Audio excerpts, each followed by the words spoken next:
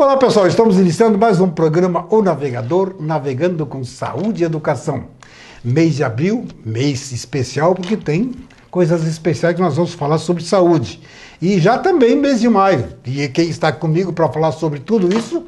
Dr. Rafael Issé Gomes, oftalmologista. Mas daqui a pouco eu converso com ele. 2 minutinhos após os comerciais. Até já.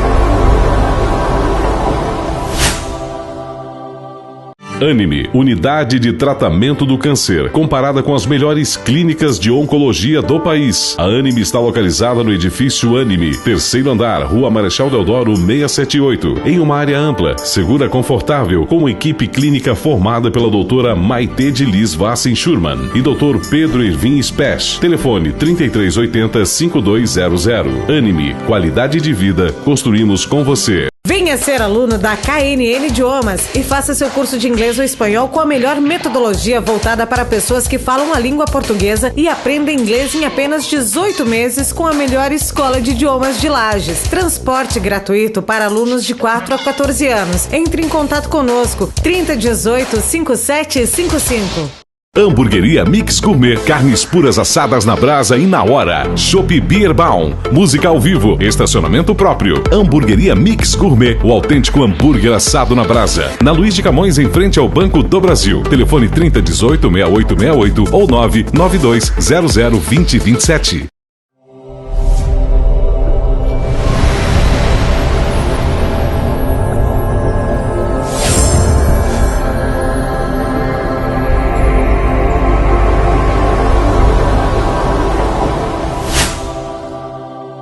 Bom, estamos de volta. Aqui ao meu lado, então, meu convidado de hoje, doutor Rafael. Como é que está, Rafael? Tudo bem, Lamir, tudo tranquilo. Ah, uma delícia estar contigo. Um ano e pouco, né? Um ano e pouco que você não vem.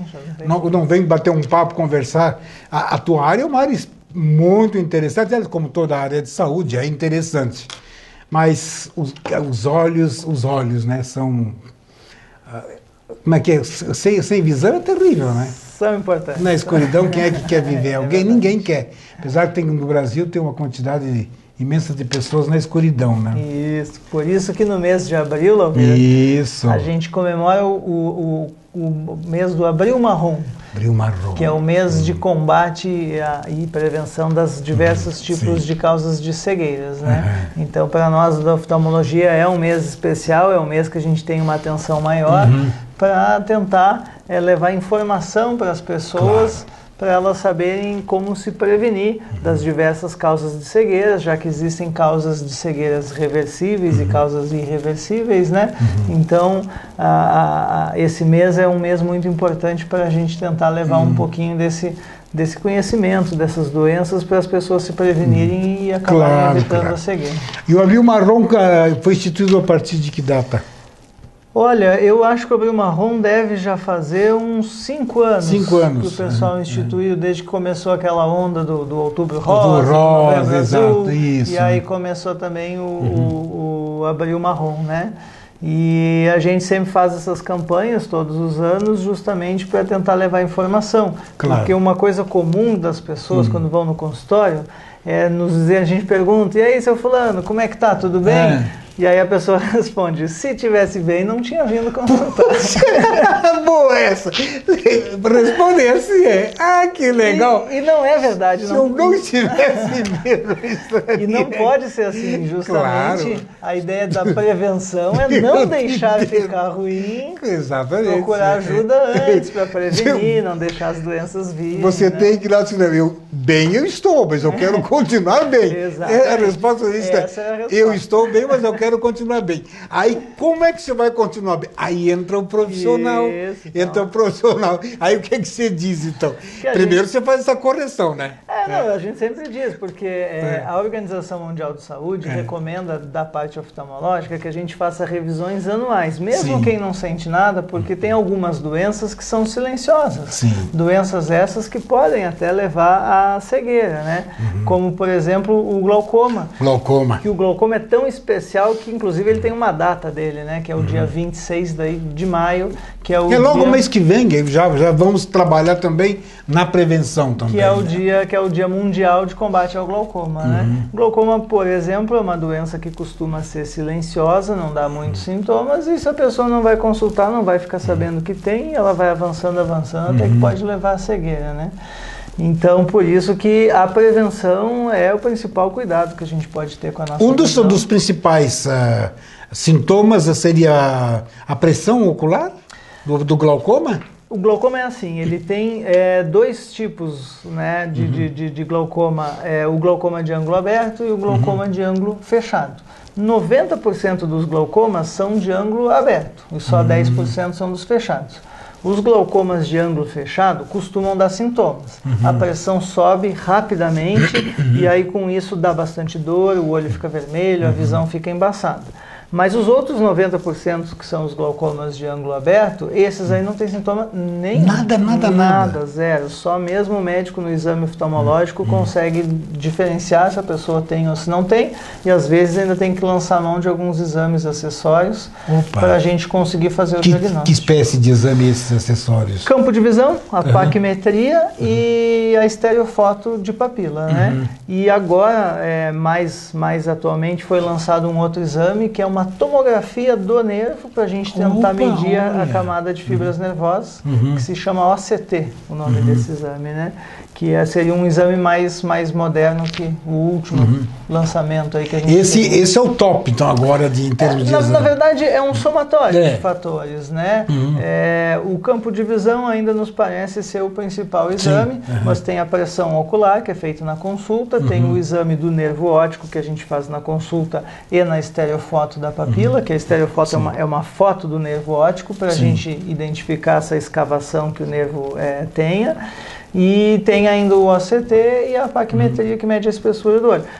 Na verdade, todos esses exames juntos vão levar o médico a concluir se a pessoa tem ou se não tem glaucoma. E ela é uma doença crônica, uma doença evolutiva, né? Uma doença que vai avançando se não for tratada. Isso, se não for tratada, mas você pode estagnar. Claro, com certeza. Você faz com controle medicamentoso, vai ter com a qualidade de vida. Com certeza. Chegou àquele grau, pronto, não.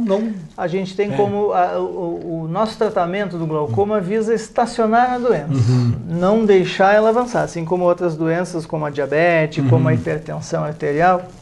São doenças que elas ainda não têm cura, mas elas têm tratamento para não deixar a doença avançar e causar lesão no órgão, né? Que no caso do glaucoma seriam os olhos. Então, um glaucoma, se não tratado, vai levar à cegueira certamente. E o glaucoma, se a gente conseguir tratando, seja na forma de colírios ou até às vezes com comprimidos, ou em último caso, às vezes, a cirurgia. Também a gente pode lançar a mão da cirurgia. A cirurgia tem seus detalhes que não deixa ela ser uma coisa tão boa, porque ela pode não ser duradoura, porque a gente faz a cirurgia para tentar aumentar a drenagem, a saída de líquido do olho para fora. E às vezes o organismo entende que aquela cirurgia que a gente fez para aumentar a drenagem é uma ferida, um machucado, e tenta cicatrizar. E tenta fechar a nossa cirurgia. Então, depois da cirurgia do glaucoma... Aí pode criar um outro problema em cima disso? Não, volta o glaucoma, né? Volta a mesma situação anterior. Porque o líquido de dentro do olho está em constante troca. A todo instante entra líquido e sai líquido. O glaucoma é um descompasso disso aí que entra e não sai. Ou entra demais ou sai de menos. Então, por isso que daí a pressão acaba... No tratamento com o colírio, ele normaliza isso. Na cirurgia também. Quando faz a cirurgia, se correr tudo bem, aí não precisa usar o colírio. Ele fica, ou seria um outro tipo de colírio... Por um tempo. Porque, na verdade, quando a gente faz a cirurgia, é porque os colírios já não estão funcionando sozinhos. Aí a gente tenta a cirurgia, por um tempo vai funcionar a cirurgia sem o uso dos colírios. Mas é bem provável que o organismo acabe cicatrizando, fechando a cirurgia, e aí volte a ter que usar os colírios ou até que reoperar. operar. E quando você diz os colírios, porque são vários tipos de colírios para o tratamento do glaucoma? Existem 4 classes, medicamentosas. E geralmente a gente tenta 1, 2, 3. Se 3 já não funciona, a chance de uma 4ª funcionar já é baixa. Então, geralmente, se 3 colírios já não estão funcionando, às vezes a gente já opta pela cirurgia. E naquela torcida, porque o organismo fica lá tranquilo. Se o organismo não fechar a nossa cirurgia, não cicatrizar, a cirurgia às vezes dura 10, 15 anos sem colírio nenhum. Em caso do organismo não aceitar, dura do que, 1 ano? Depende. 1 ano ou menos até? Às vezes com 1 mês já está fechando, já está cicatrizando. Realmente aí é terrível, né? Aí às vezes tem que operar de novo, fazer uma segunda cirurgia. Existem hoje também implantes que a gente pode colocar para tentar não fechar isso aí. Existe o tubo de Arhamed, que é é como se fosse um tubinho, uma válvulazinha que a gente coloca para estimular essa drenagem e tentar não fechar. Mesmo assim o organismo dá um jeitinho e às vezes acaba fechando. Dá um jeito. Dá um jeito. Porque aquela história, o instinto de defesa, né? Ele entende, como você colocou muito bem, que aquilo está sendo uma agressão. Isso, então fechar, vão reagir em cima disso aí, né? Então aí também é uma saída a mais, é uma alternativa, né? Mas às vezes nem isso não funciona, daí tem que acabar fazendo mais de uma cirurgia às vezes, ou voltar a usar os colírios, porque às vezes a cirurgia que a gente fez não funcionou, não ficou funcionando só ela sozinha o suficiente para baixar a pressão para o glaucoma não avançar. Mas às vezes esse pouquinho que a cirurgia funciona com mais um pouquinho dos colírios, acaba daí fazendo efeito e não precisaria reoperar de novo. Legal. Nós vamos continuar falando de glaucoma, mas eu tenho uma curiosidade. Eu vi uma matéria esta semana, porque eu como tive um aneurisma cerebral há 26 anos atrás, e na época eu me abriram a cabeça e tal, foi bem invasivo na época.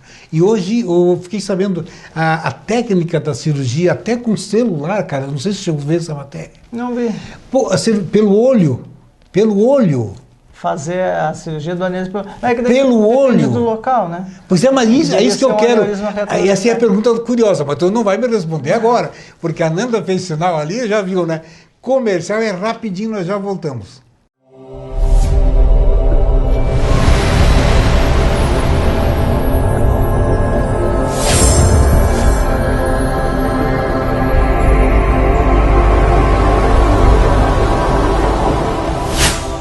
La Vie Belle Clínica Médica, na Rua Marechal Deodoro 678, Edifício Anime, 2º andar. Dr. Murilo Dal Ponte, cirurgião plástico. Doutora Aline Zanivan, ginecologia e obstetrícia. Fone 3018 7071. É hora de pagar menos. No Miatã é tempo de economizar. Segunda e terça, compre e pague com cheque para 60 dias. Quarta, pague menos no açougue. Quinta e sábado, feirão de frutas e verduras. No fim de semana, tudo para deixar mais gostoso o churrasco com a família. É hora de pagar menos. É dia de Miatã, que está presente nos melhores momentos da sua vida.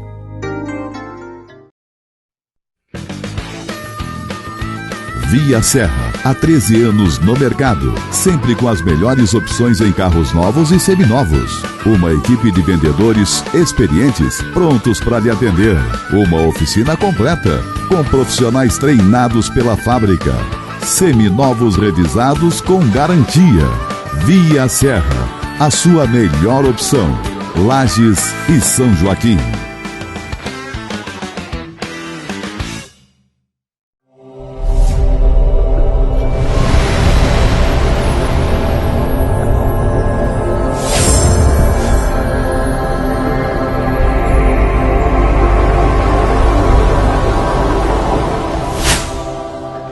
Bom, estou de volta e no bloco passado eu fiz uma pergunta curiosa, porque eu vi uma matéria que o aneurisma agora faz a incisão pelo olho. Eu fiquei aquilo. E o curioso disso, Rafael, que mostraram uma senhora que fez e ela está tentando mostrar a cicatriz e não aparece a tal da cicatriz. Fizeram tão bem feito que não aparece a cicatriz. Eu fiquei pensando, bom, mas tem um espaço tão tranquilo assim no olho que possa... Não, é que depende do local do aneurisma, né? Existem aneurismas que podem ser do seio cavernoso, enfim, aneurismas na região que se possa ser acessado por trás do olho. Mas nesta né? região por aqui, mais ou menos? Então depende do local. Existem cirurgias neurológicas, por exemplo, o microadenoma de hipófise, que o pessoal às vezes faz até pelo nariz.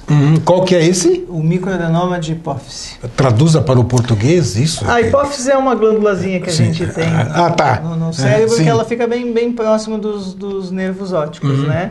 Ela fica, na verdade, localizada embaixo do cruzamento com os nervos ópticos do olho.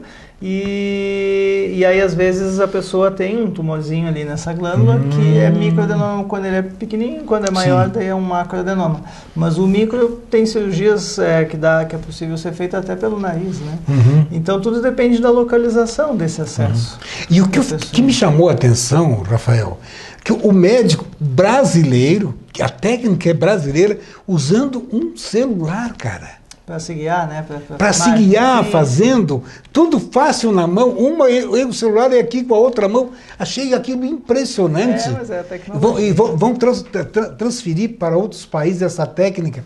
Quer dizer, e usavam um outro aparelho caríssimo. E aí, inclusive, não tinha maleabilidade, porque atrapalhava até para fazer a cirurgia em si, enfim. E esse ficou tão fácil, mas tão simples. Que coisa maravilhosa isso, né? Legal. A tranquilidade hoje se tem hoje na saúde. Eu tenho entrevistado tantos médicos de tantas áreas e cada um falando de novidades, cada vez novidade. Você falou que teve uma novidade agora na área da oftalmologia, que foi vou só relembrar? Do ACT, né? Isso, que foi a tomografia do nervo, que a gente está conseguindo levar ela para o glaucoma para nos ajudar no diagnóstico e acompanhamento da doença. Em termos de equipamentos? Toda a medicina, com a evolução de hoje, a todo instante vai evoluindo nesse sentido, né?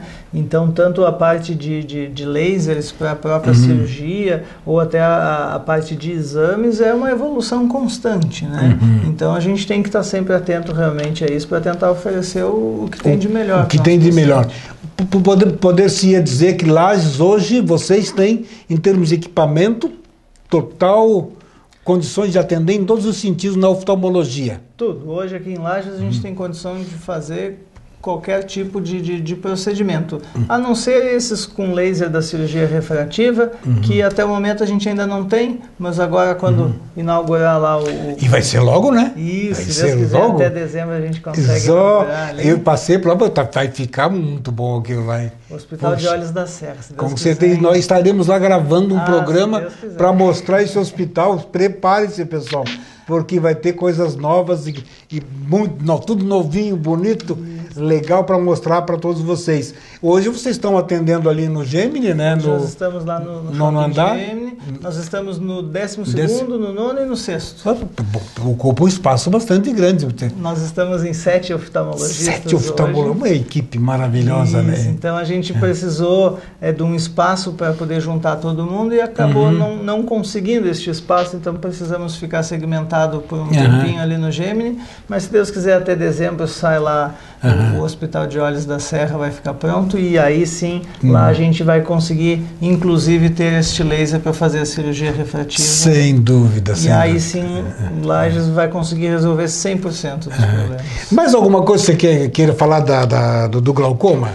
Não, eu acho que o importante é justamente lembrar que no mês do Abril Marrom todas as doenças que podem levar à cegueira. O glaucoma é uma doença muito importante porque ela é extremamente silenciosa na maioria dos casos e se a pessoa não vai consultar, realmente não tem como fazer esse diagnóstico. Mas existem milhões de outras causas que podem levar à cegueira, né?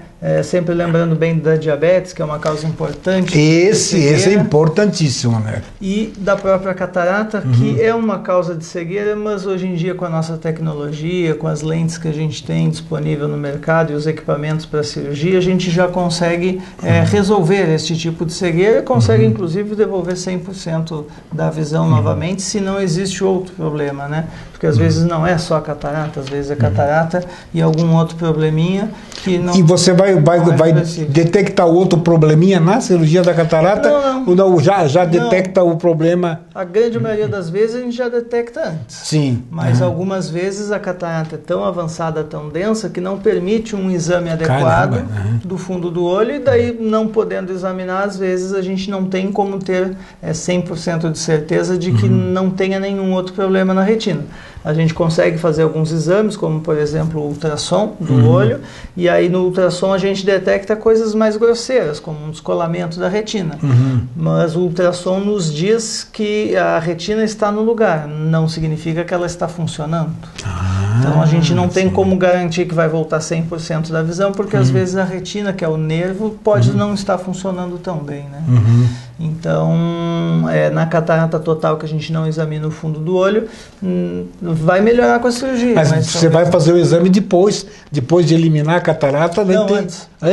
Faz antes, porque às vezes a gente já detecta que tem um problema mais grave, um descolamento de retina, às vezes nem adiantaria fazer a cirurgia da catarata, porque não iria resolver a visão, não teria nenhum tipo de ganho. Sim. Então aí não valeria a pena. Mas se a gente faz o exame demonstra que por dentro do olho, a princípio, as estruturas estão todas no local certo, mesmo que a gente não tenha como ter certeza se elas estão funcionando, vale a pena tentar a cirurgia, porque algum ganho de visão vai ter. E se a retina estiver tudo bem, volta 100%. Quando você faz a cirurgia de catarata, faz um olho por vez? Ou faz os dois? Não, na maioria das vezes um de cada vez. E já no outro dia ou 2 dias após? Depende da cirurgia, mas o que acontece? Se a gente fizer, por exemplo, uma cirurgia de catarata num olho e chegar a ter uma complicação no pós-operatório de uma infecção. Se a gente operou os dois, a chance de dar infecção daí nos dois é maior. E aí, às vezes, uma infecção no pós-operatório pode ser potencialmente grave e acabar deixando algumas sequelas para a visão. É muito raro disso acontecer. As sequelas você pode fazer diminuição da visão ou até perda de visão. Perda da visão. Isso em função do pós-operatório. Isso, porque se chega a ter uma infecção dentro dos olhos, né? Porque para fazer a cirurgia a gente acaba fazendo uma incisão no olho, entra lá dentro, é uma microincisão, mas de qualquer forma, aquele olho que tinha que ser fechado, que não tinha contato nenhum com bactérias a princípio, é violado. E as bactérias normais da flora bacteriana do nosso olho têm a oportunidade de poder entrar. Lógico que a gente toma sempre todas as medidas de precaução, pinga todas as medicações antissépticas para tentar eliminar todas as bactérias e tal, mas é possível que às vezes acabe entrando. Mas é raro acontecer isso, muito raro. Muito raro. Na literatura fala em torno de mais ou menos 1 a 2 casos a cada 1000 cirurgias. Se eu não me engano, acho que numa outra vez que você esteve aqui, nós conversamos, houve um caso de uma cirurgia, foi um mutirão, comentamos, acho que foi, né? Foi. Mas isso é raro acontecer. Não, é muito raro, é muito difícil disso acontecer, né? Mas e quando acontece é sempre casos graves. Sim. Mas é muito raro, é muito difícil. Essa infecção também pode acontecer não na hora da cirurgia, pode acontecer no pós-operatório, então os cuidados do paciente é muito importante, porque às vezes no pingar o colírio, sempre lavar as mãos, tentar não deixar respingar, saltar nada nos olhos para que não possa contaminar. Então essa contaminação pode acontecer até no pós-operatório. Então por isso que os primeiros 7, 10 dias da cirurgia são muito importantes por essa chance de acabar contaminando e dando uma infecção. No pós-operatório a pessoa pode ter alguma dificuldade de visão, o olho roxo, por exemplo, e dificuldade de alguma de visão por um período de dias? Com certeza. Quando a gente faz a cirurgia, a gente remove a catarata lá dentro com um aparelho que se chama facoemulsificador, que ele vai liberando energia para ir desmanchando essa catarata e ao mesmo tempo aspirando ela.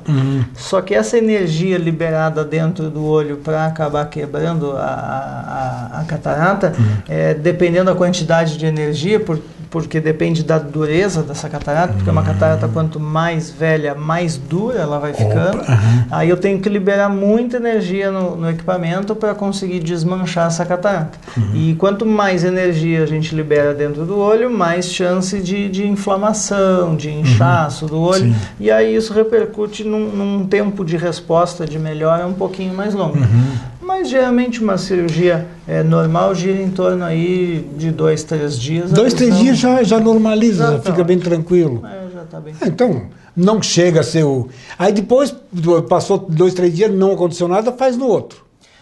Ou espera mais que isso? Eu prefiro esperar um pouquinho. Mais uma semana, por aí? Na cirurgia de catarata especificamente falando, ainda tem a chance de deslocamento da lente.